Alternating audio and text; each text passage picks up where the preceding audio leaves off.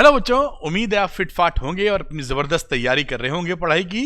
ये वीडियो उनके लिए है जो 2022-23 में 2022-23 में क्लास 12th में जा रहे हैं या क्लास 11th में जा रहे हैं, 10th पास करके या 11th पास करके। तो जो बच्चे 12th में जा रहे हैं 2022-23 में, उनका ये कमेंट आ रहे थे कि सर बुक सजेस्ट कर दें कि पीसीएमबी की फिजिक्स, केमिस्ट्री, मैथ्स, बायो की कौन सी बुक्स उनके लिए बेहतर होंगी। उसी पर ये वीडियो है। मैं अपनी गाइडलाइन दे देता हूँ, अपनी ओपिनियन दे देता हूँ और आपके उसके अकॉर्डिंग उसका एडवांटेज ले सकते हैं।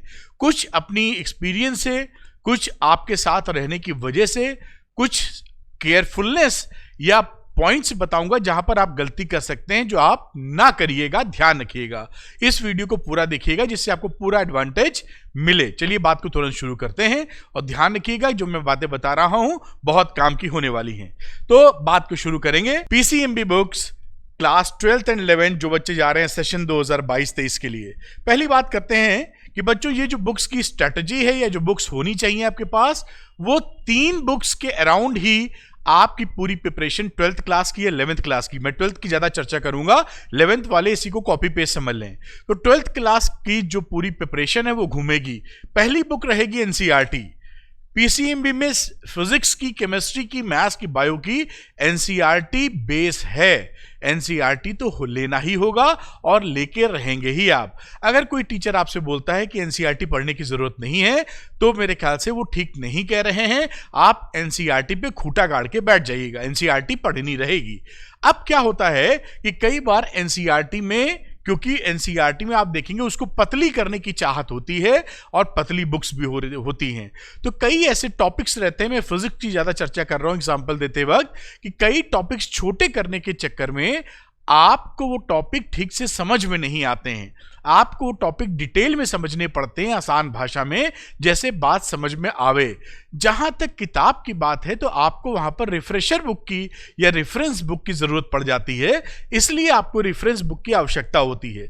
टीचर की तो जरूरत रहेगी हर जगह, वो तो मैं बाद में बात करूंगा। Without teacher it is not possible कि आप बेहतर स्टडी कर सकें।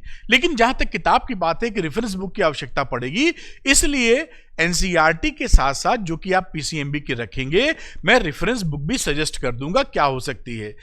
और वो ध्यान ये रखना है कि रेफरेंस बुक जो मैं बताऊंगा वो आप ले सकते हैं, लेकिन अगर स्कूल वाले कोई रेफरेंस बुक आपकी चला ही रहे हैं, मजबूरी में आपको वो लेनी ही पड़ेगी, तो जबरदस्ती नंबर ऑफ बुक्स आप ना बढ़ाएं। क्योंकि कई बार ऐसा हो सकता है कि आप बहुत सारी किताबें खरीद लेंगे और पढ़ नहीं पाएंगे।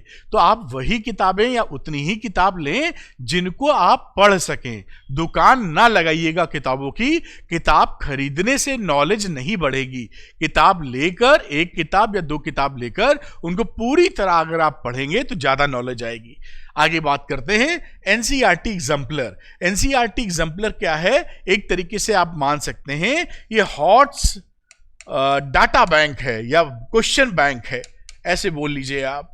ये सीबीएसई की तरफ से ही क्वेश्चंस का, हॉट क्वेश्चंस का क्वेश्चन बैंक है, ऐसा समझा जा सकता है। और ये कब लगाना है? ये तब लगाना है जब हम इन दोनों की पढ़ाई ठीक से कर लें, तब इस पे जंप करना है। और एनसीईआरटी एग्जाम्पलर जो बुक है वो गवर्नमेंट रिलीज करती है, लेकिन आपको गवर्नमेंट वाली बुक लेंगे तो केवल क्वेश्चंस मिलेंगे। तो आपको एनसीईआरटी एग्जाम्पलर कौन सी किताब लेनी है, मैं वो भी ओपिनियन आपको सजेस्ट कर दूंगा। तो जल्दी से शुरू करते हैं हम लोग कि रेफरेंस बुक कौन सी लेनी है, क्योंकि एनसीईआरटी तो हमको चारों लेनी ही है, फिजिक्स की, केमिस्ट्री की, मैथ्स की, बायो की। ये तो आप परचेज कर ही लेंगे, इसमें कोई भी डाउट की बात रही ही नहीं जाती। तो वो तो बात क्लियर हो गई। अब बात शुरू कर देते तुरंत कि रेफरेंस बुक कौन कौन सी ली जा सकती है। तो आइए शुरुआत कर लेते हैं पहले हम लोग फिजिक्स से। तो क्लास 12th की मैं बात कर रहा हूं, वही 11th वाले भी समझ लें। अगर फिजिक्स की चर्चा की जाए तो फिजिक्स में 2 बुक्स बड़ी फेमस हैं और 2 में से कौन सी लेनी चाहिए ये भी मैं सजेस्ट कर दूंगा। ले तो दोनों ही सकते हैं, मतलब दोनों में से कोई भी। एक किताब है, आती है, आपको पता होगा, एसएल अरोरा साहब की, और दूसरी एक बुक है प्रदीप की। दोनों ही काफी तेजी से बिकने वाली किताब है और दोनों ही बुक्स काफी फेमस हैं, अच्छी किताबें हैं दोनों। अब आप दोनों ही खरीदेंगे तो दोनों ही शायद पढ़ ना पाएं। अगर दोनों पढ़ पाने की ताकत रखते हैं वाकई ईमानदारी से तो दोनों ही खरीद के पढ़ सकते हैं, लेकिन इसकी पॉसिबिलिटी केवल 2-4% बच्चों में होती है।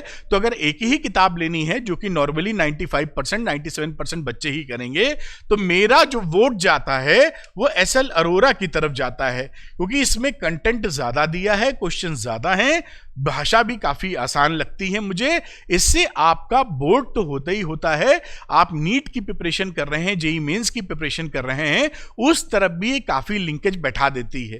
तो किताब दोनों ही बढ़िया है, कोई कमी नहीं है प्रदीप के अंदर भी और कोई कमी नहीं है एसएल अरोरा के अंदर भी, लेकिन दोनों में से अगर एक ही चूज करनी है तो मेरा पर्सनल ओपिनियन है कि मुझे पसंद आती है एसएल अरोरा। तो अगर आप, ये जो पूरा वीडियो है ये स्पॉन्सर्ड वीडियो नहीं, किसी ने मुझे पैसे नहीं दिए हैं बनाने के लिए, ये मैं अपनी राय दे रहा हूं आपकी भलाई के लिए। आपको पसंद आए तो ले सकते हैं। अब यहां पर मान लीजिए फिजिक्स की किताब आपके स्कूल वालों ने कोई पर्टिकुलर चला रखी है, तो आप मजबूर होंगे फिर ये रेफरेंस बुक आप ले ना लें। आप सोचिए, क्योंकि इतनी किताब नहीं ले, एनसीईआरटी लीजिए, प्लस एक कोई इन दोनों के अलावा स्कूल वालों ने जबरदस्ती आपको दे रखी है जिससे वो पढ़ा रहे हैं, एक वो बुक हो गई। फिर आप ये खरीदना है नहीं खरीदना है तो मुश्किल हो सकती है आपको। 3-3 4-4 किताब कहां खरीदेंगे, और खरीद भी लेंगे तो पढ़ेंगे कैसे, क्योंकि स्कूल वाले ड्यू टू मैनी फैक्टर्स कभी ऐसा होता है कि अगड़म बगड़म बुक लगा के बैठे होते हैं, भले वो अच्छी हो ना हो। क्योंकि कोई अगर ये पूछे कि सारी किताब अच्छी होती हैं, तो मैं बिल्कुल बिंदास तरीके से बोलता हूं कि मुझे सारी किताब अच्छी नहीं लगती हैं। बोलना नहीं चाहिए, कई किताब आपस में ही अपने ही मैटर को कंट्राडिक्ट करती हैं, पढ़ते चले जाओ तो। खैर, तो यहां इसको मेरा वोट जाएगा एसएल अरोरा के लिए, आप इसके लिए जा सकते हैं। रही बात मैथमेटिक्स के लिए, मैथ्स में एनसीईआरटी तो सबके लिए लेंगे ही, इसमें मेरा सिंगल वोट जाता है आरडी शर्मा के लिए, और किसी किताब के लिए मैं आपको रिकमेंडेशन नहीं दूंगा। अगर आप लेना चाहते हैं, आरडी शर्मा काफी एक्सटेंसिव किताब है, पहले आप एनसीईआरटी को जबरदस्त तरीके से लगा लीजिए। अधिकतर क्वेश्चंस 80 से 85 से 90% क्वेश्चन सब कुछ एनसीईआरटी से आता है। उसके ऊपर लगाने की इच्छा जाग उठे या लगाना चाहें तो आरडी शर्मा पकड़ लीजिए। इन सब के बाद एग्जाम्पलर पे आना है, खैर मैं बात करूंगा। फिर केमिस्ट्री की बात कर लेते हैं। तो केमिस्ट्री में 12th केमिस्ट्री की बात की जाए तो उसमें भी प्रदीप की किताब बड़ी अच्छी है, वो आप ले सकते हैं। और एक ओपी टंडन साहब की किताब आती है, ये जहां तक जीआरबी वालों की बुक है, पब्लिशर का नाम, ये दोनों ही किताब काफी फेमस हैं, लेकिन प्रदीप की किताब आप ले सकते हैं, ये किताब काफी बेहतर पड़ेगी। तो आप प्रदीप की ले सकते हैं केमिस्ट्री के अंदर, ये आपके लिए हेल्पफुल होगी, भाषा आसान है और आपको काफी फायदा पहुंचाएगी। फिर हम बात कर लेते हैं बायो ग्रुप में। बायो की बात कर लेते हैं कि इसमें कौन सी बुक आपके लिए एडवांटेजियस हो सकती है। तो इसमें भी आप देखेंगे तो प्रदीप की ही किताब आती है, प्रदीप की किताबें अच्छी हैं। और एक एस चांद की बुक आती है, ऑथर है इसके पांडे जी, बीपी पांडे। ये दो बुक काफी अच्छी हैं और इनमें से कोई भी ली जा सकती है, लेकिन आप फिर पूछेंगे तो मैं प्रदीप को ही एक किताब लेने की बात करूं तो प्रदीप को लेने की बात करूंगा। तो पीसीएमबी में रेफरेंस बुक की ये बात की जा सकती है। जब आप इसको ले लें और पढ़ लें, उसके बाद प्रैक्टिस के लिए जो आपको बोर्ड तो चबा जाएंगे इसी में, प्लस नीट की भी अच्छी प्रिपरेशन बन रही होगी, जेईई मेंस की भी एक कदम और आगे बढ़ना चाहेंगे, तो उसके बाद आप लगाएंगे या लगाने की इच्छा आप में है तो वो लेंगे एनसीईआरटी एग्जाम्पलर बुक, जिसे मैं बोल रहा था ये क्या होती हैं, हॉट्स, ऐसा कह सकते हैं, क्वेश्चन बैंक। और इसमें आप गवर्नमेंट वाला जो रिलीज करता है बुक, उसमें केवल क्वेश्चंस होते हैं, वो ना लेके बुक्स आती हैं जो क्वेश्चन सोल्यूशन साथ में होता है। कई पब्लिशर की आती हैं, अरिहंत की आती है, एमटीजी की आती है, ओसवाल की आती है, और भी बहुत सारे पब्लिशर की आती है। मैं अपनी राय जो दे रहा हूं, आप उनमें से अरिहंत की ले सकते हैं, किसी की भी ले सकते हैं। वैसे अरिहंत की मैंने देखी है, अरिहंत की ले सकते हैं, आती कईयों की है, ओसवाल की भी आती है, एमटीजी की भी आती है, और भी बहुत सारे पब्लिशर की आती है। आप इनमें से किसी की भी ले सकते हैं, अरिहंत की भी ले सकते हैं, ओसवाल की भी ले सकते हैं, एमटीजी की भी। इसमें जब आप लेंगे तो आपको क्वेश्चन के साथ साथ सॉल्यूशन भी मिल जाएंगे। ध्यान ये रखना है कि जब क्वेश्चन अटेम्प्ट करना है तो पहले सॉल्यूशन नहीं देखना है, और ये कब लगाना है? ये तब लगाना है जब एनसीईआरटी पढ़ के समझ सकें अच्छी तरीके से और रिफ्रेशर को भी अच्छे से पढ़ लें। Then you attack on NCERT exemplar, पहले नहीं, क्योंकि ये तो प्रैक्टिस का मामला है ना, और हॉट क्वेश्चन बैंक की तरफ जा रहे हैं। यानी आप सब कुछ जान गए हैं, सब कुछ का मतलब एक अच्छी प्रिपरेशन कर चुके हैं, फिनिशिंग स्टेज में हैं, आप सेंचुरी बनाना सीख गए हैं, डबल सेंचुरी बनाने के मूड में हैं। Are you getting my point? ऐसी स्टेज में नहीं है कि अभी 10 रन नहीं बनाते हैं और सेंचुरी बनाने पहुंच गए तो फिर चोट खा जाएंगे, डिमोटिवेट हो जाएंगे, सवाल नहीं निकलेंगे कि निकलते नहीं, फिर या तो फिर रट्टा लगा लेंगे, और रट्टा लगाने से फिर आपका मामला बोर्ड एग्जाम या कॉम्पिटिटिव एग्जाम में मजा नहीं आएगा आपको। Are you getting my point? बिल्कुल समझ में आ रहा होगा। तो एनसीईआरटी तो करना ही है, वो तो छोड़ना ही नहीं है। और डिटेल वीडियो किसी में बनाएंगे, कमेंट करेंगे जब आप।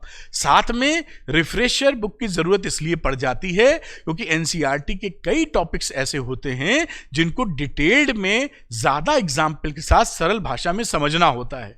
इन सारी प्रक्रिया में केवल किताब से काम नहीं चलता है। आपको एक बेहतर टीचर जो अच्छे एक्सप्लेनेशन से आपको समझा सके, उसकी आवश्यकता पड़ेगी ही आपको। फिजिक्स हो, मैथ्स हो, केमिस्ट्री हो, बायोलॉजी हो, अगर स्कूल में अच्छा टीचर है आपके पास तो आप खुशकिस्मत हैं, क्योंकि वहां चॉइस नहीं है आपके पास, क्योंकि जो टीचर होंगे वही पढ़ाएंगे। अगर अच्छा टीचर है, अच्छा टीचर का मतलब जिसकी बातें आपकी समझ में आती हैं, मेरे कहने का इतना ही मतलब है अच्छा बुरा से, कि वो जो बातें समझा रहे हैं वो आसान लैंग्वेज में समझा रहे हैं, वो ऐसा एक्सप्लेनेशन दे रहे हैं कि आपका पढ़ने में दिल लग रहा है, आपको आसानी से समझ में आ रहा है, तो टीचर साहब अच्छे हैं। तब तो बल्ले बल्ले, फर्स्ट क्लास, मजेदार, सुपरलेटिव परफॉर्मेंस आने वाली है। आपका दिल लगेगा, आप खूब मेहनत करेंगे और अपना करियर बनाएंगे।